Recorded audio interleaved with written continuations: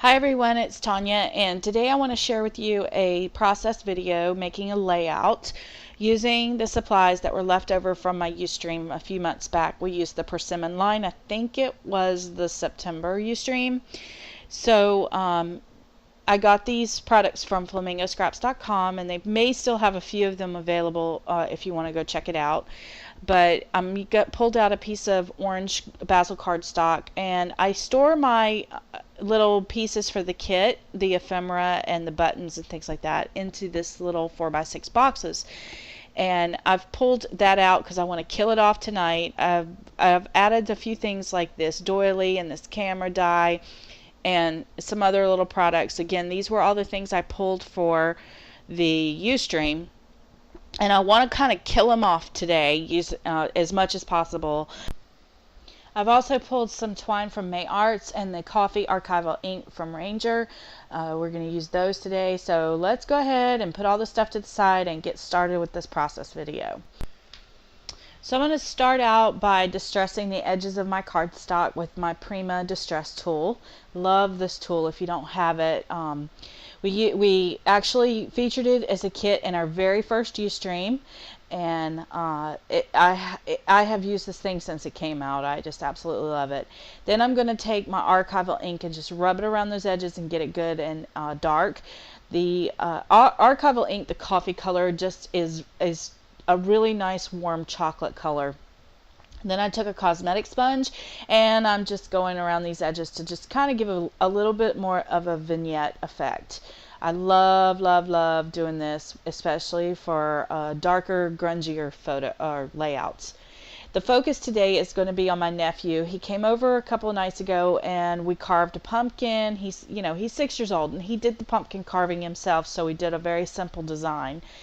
But we went up to the pumpkin patch, we picked it out, we came home, and then we made some scary photos. So the focus today is going to be those scary photos and his carved pumpkin. So I'm just going through the paper collection, pulling out some of the scraps and some of the other papers that I thought might go great with this Halloween layout. I love that some of the motifs in this paper collection are very neutral, so they could be used for things other than just Halloween. They really have more of a fall focus and not so much on a themed focus. So I'm going to use the darker navy blue solid as my base. My thought on this was to use it more like a chalkboard and put my journaling on there. So I'm just going to take, honestly, this is one of those things where I'm trying to use up my scraps. So I'm going to just use a lot of layers in this and just take those scrap papers that have already been pre-cut and find a way to work them in. So just layer when you do something like that. So again, I want to distress up the edges. Now I noticed on the blue one I did not ink it up, and the reason for that is because the blue was so dark that I didn't want to add any more darkness to it. I just wanted it to lay flat, but I did want the edges to be roughed up. I really like the peekaboo of the white around that, and I wanted that to stand out as well. So on these other patterns that are really, the pattern paper, I did ink up the edges so that they would be a little bit darker.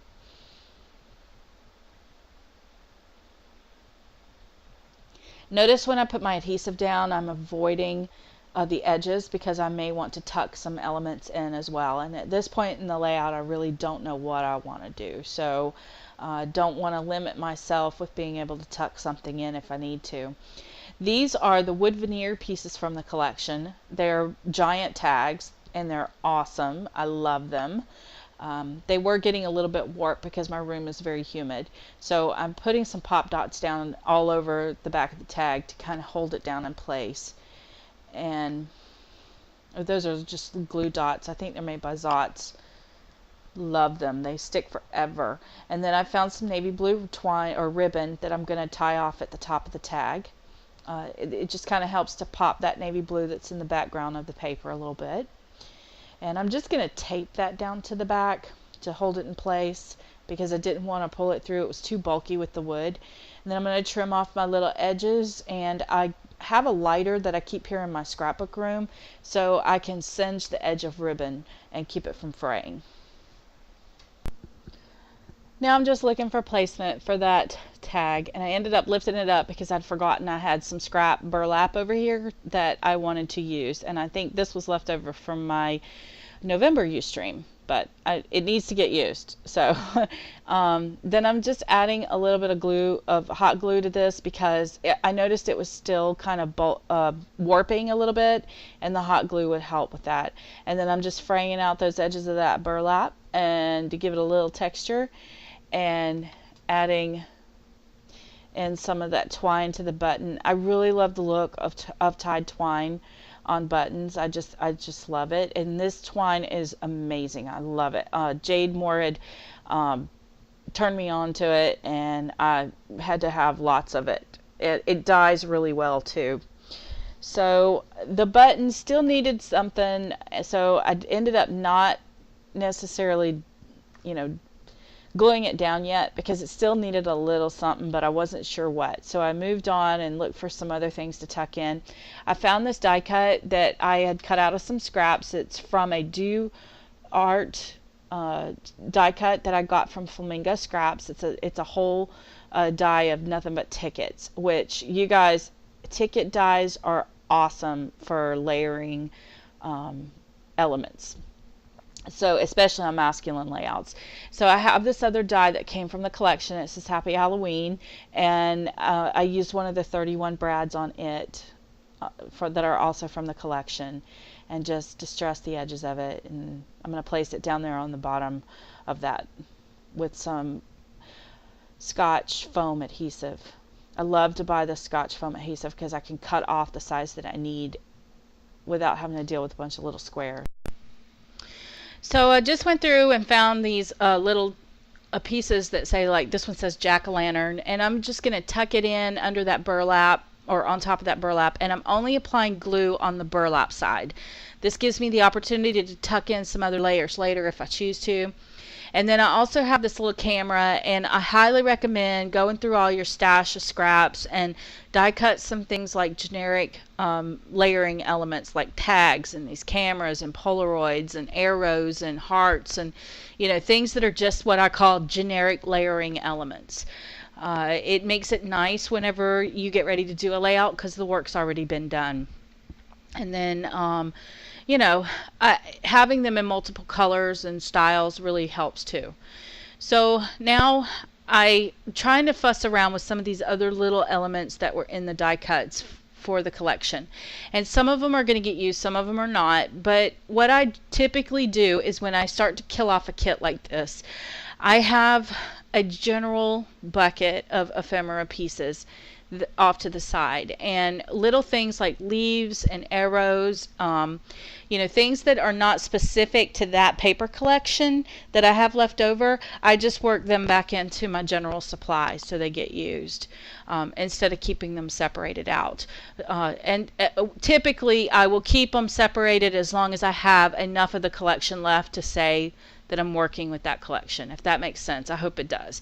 So now what I've done is I've taken a chipboard heart from Maya Road, and I just glued it down to a piece of paper. I had overglued it, so I moved it, I moved it to the other side just a little bit.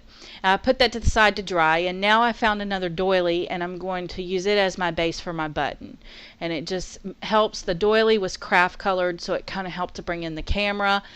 And then over in this upper top corner, I found another small ticket from the vellum pack that I'm just hot gluing on. And then I found a little tiny Today stamp that was in my ephemera section, and it was stamped with the brown. So once again, that finishes off my thirds with the brown craft color, pulling everything in a triangular motion. Then the owl, since the photos were taken at night, the owl made sense, so I used him. And then this is just a little scrap of paper that was in that bucket, and I just cut out a labels die, and I'm gonna tuck it in underneath the owl's head. It looks like it has a flower kind of pattern to it. And then I'm going to use the same die to cover up that intersection down in the bottom right hand corner. I just didn't like how all those elements came together. It was a little too distracting. So this layer will help to hide those intersection points, and I'm just tucking it underneath that ticket. See how it just kind of cleans up that edge. Now I'm going to trim out around my chipboard piece, and make sure you have a really good craft knife that's good and sharp when you do this, and also make sure your glue is really dry, because if it's not, it could slide on you, and be careful with your fingers in the way there. And then to finish off the heart, I'm just going to take my archival ink and go around the edges to kind of distress it up just a little bit, and to kind of make it match the other pattern papers in the collection that, you know, I did this to. I'm having a time with that brad staying straight, and I should have put glue underneath it, but I didn't. So now I've decided I need a little something more on that heart. So I'm adding to it the twine. I just have to say that I absolutely love it when the kids want me to take their pictures. I think it's almost like they expect it now, but I decided to go with the heart rather than a bling button there, because I just love taking pictures of little man when he comes over. So you know, I just wanted to add that touch of love there in the middle of my camera. And again, I think I said it at the beginning of the video, but the camera is a Spellbinders die. And I also got it from Flamingo Scraps. So any of the supplies that you see in here that you like, if they're not available at Flamingo Scraps, ask Suzanne. Just drop her an email. She can see if she can find them for you. Some of these things are probably out of circulation by now, like these punches and things like that, but I use my tools. This is a Fisker's leaf punch, oak leaf punch, and again, just a piece of scrap left over from when we did the Ustream, and I'm cutting out the leaves from that. I think it kind of adds a nice little fall effect.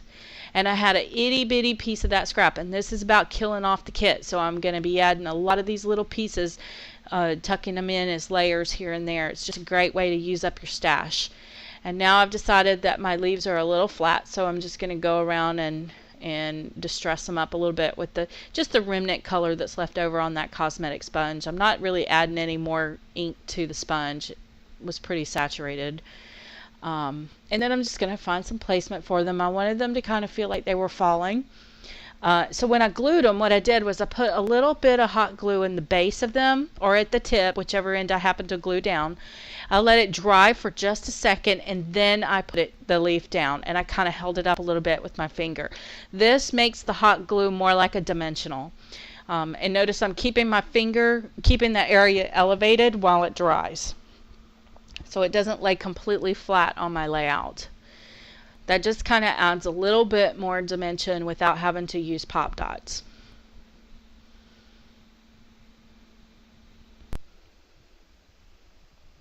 So I think I'm finding the placement for my last one, and I noticed that it needed something a little more down in that corner, so I grabbed a labels punch, or this is from the die, excuse me, the die set, and I'm just distressing it up because it was really bright white.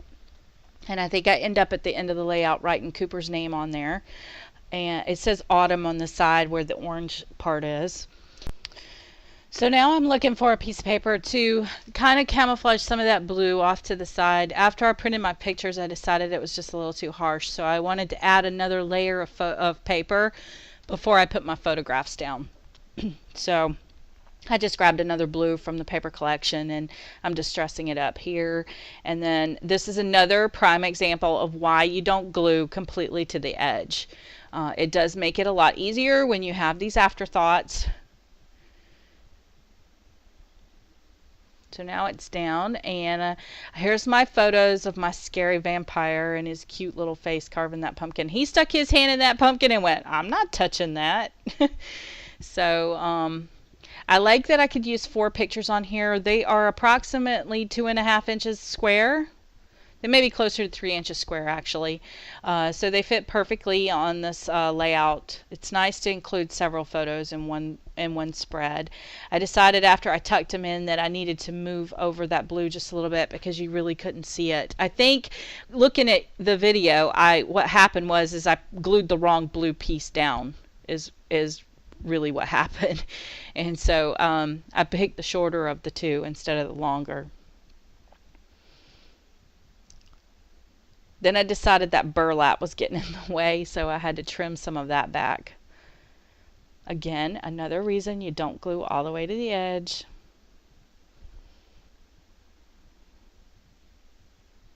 And even notice with my photographs, I'm not gluing all the way to the edge. This glue will stick for life. I don't have to worry about it coming up. So we're getting close to the end here. The only thing I really need to do now is start thinking about my journaling and possibly my title. And I decided to go with the title of Fright Night. And I used my Tim Holtz, I think they're the cargo letters. I don't know what the name of the die is. I'll have to put it,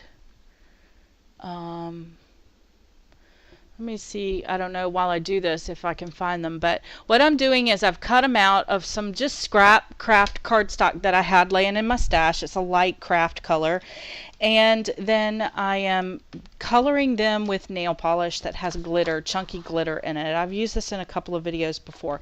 The type is the wordplay die from Tim Holtz. But I love how the clear nail polish just adds a little bit of bling to my lettering. So here I am closer up, you can see it.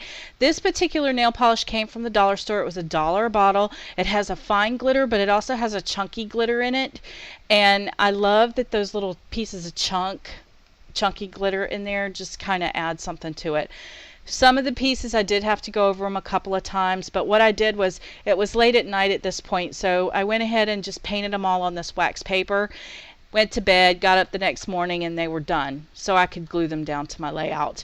And I'm going to apologize now because at this point it's really, really late at night, and I think that my video camera stopped recording somewhere around in here, so we'll see how far we get. And I'm just using tweezers instead of my fingernails because I do have a manicured fingers, and I didn't want this glitter all over my manicure. Here's a close-up of what the glitter looks like after it's dried. So really love the effect. So like I said, I ended up, the rest of the video didn't get recorded, so I'm just going to show you really quick what I did. I've added some journaling here onto my tag, and I've used the navy blue like a chalkboard with a white gel pen. And then the lettering after it was dry, super cool. I love how shiny it was, but it still didn't have enough contrast, so I decided to go around the edges with a black pen. I just used a slick writer. And this is all I have left of the paper collection. There's still quite a bit, but I have one more project I want to do that I think is going to finish killing it off. And then to show you, if you go back and look at the beginning of the video, there was quite a bit in this box that was hard to close, and now we've got it down to the bare bones. And most of the items that are in here are really doilies and things that I have just pulled from my stash to work into these collections. So they'll be put back into the general stuff. And there's some buttons and things like that, but those are general craft ideas. Those are not necessarily things that go with this kit. So I think I'm doing a pretty good job at killing it off. The next couple of videos are going to be highlighting me using up the rest of these supplies so that I can flush this kit out. So thank you guys for hanging out with me today. Here are a few close-up images of the clusters around so you can get a better feel for how they all came together. And here is the clear glitter nail polish on the lettering. I just love this effect. It's glitter without the mess. And then here is a final view of the layout. I hope you guys have enjoyed it. Thanks for hanging out with me today, and thank you so much for your sweet comments.